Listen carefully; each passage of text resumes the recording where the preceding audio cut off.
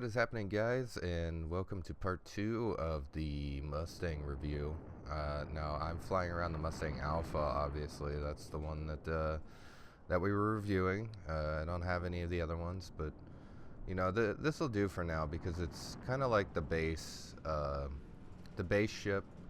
But just remember, however, that the Mustang has one of the biggest gaps in speed besides the 300 series, and a lot of the flight mechanics are pretty crazy in that respect. Like every single Mustang will fly differently for you.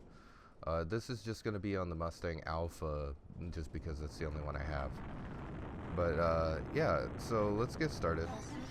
The Mustang, it's got a lot of drift. It reminds me of flying the Hornet a lot, and I like that about it.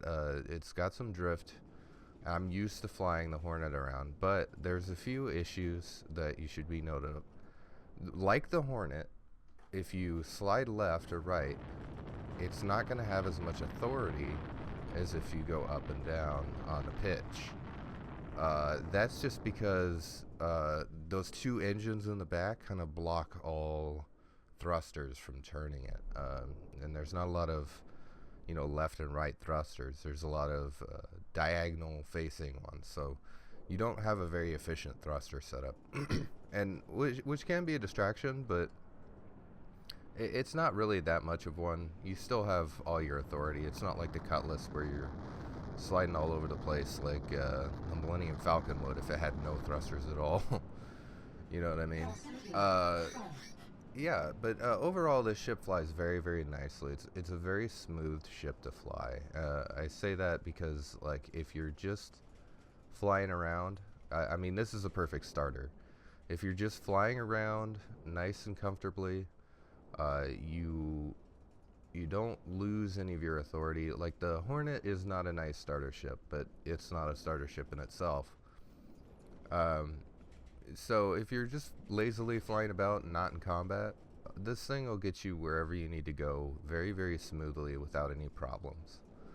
And that's what you should really be looking for in a ship. If you're getting one for the persistent universe. If you're getting one for AC, get the Hornet because it's got more guns and it's got more armor than most other ships.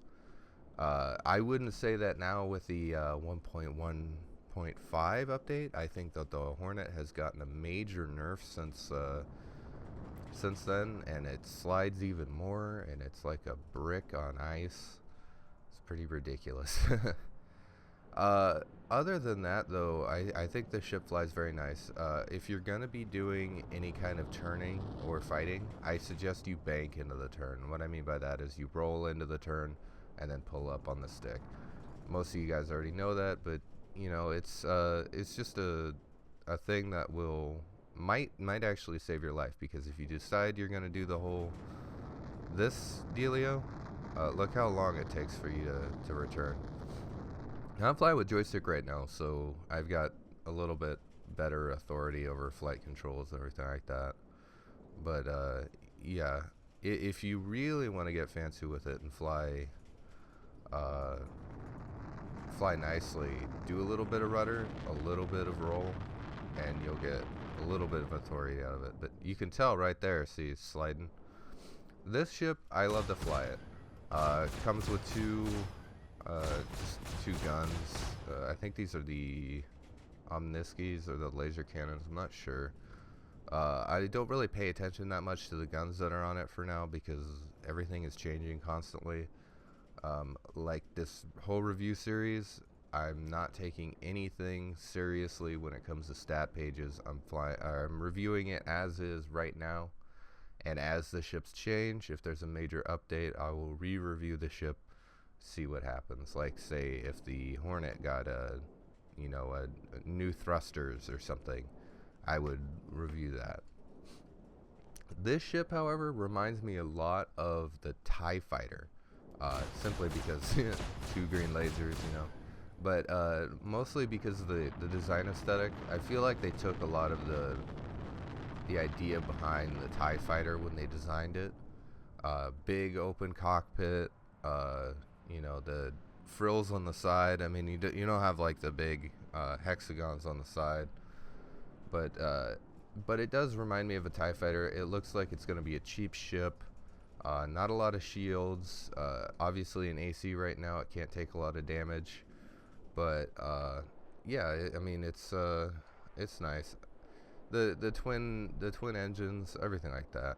So you'll see right here with the thrusters. You see how the thrust right there is being blocked by the engines, and that to me is just poor design.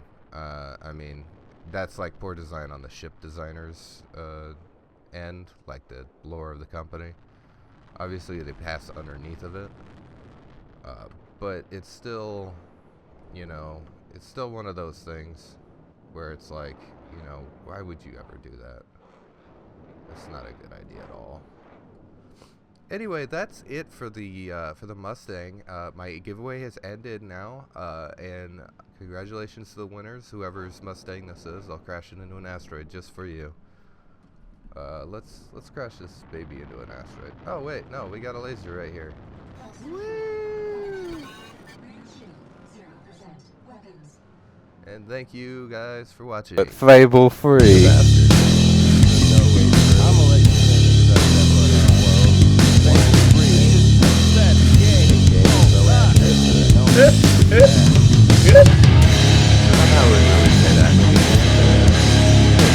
That fucking guy. Did you ever play Goddess?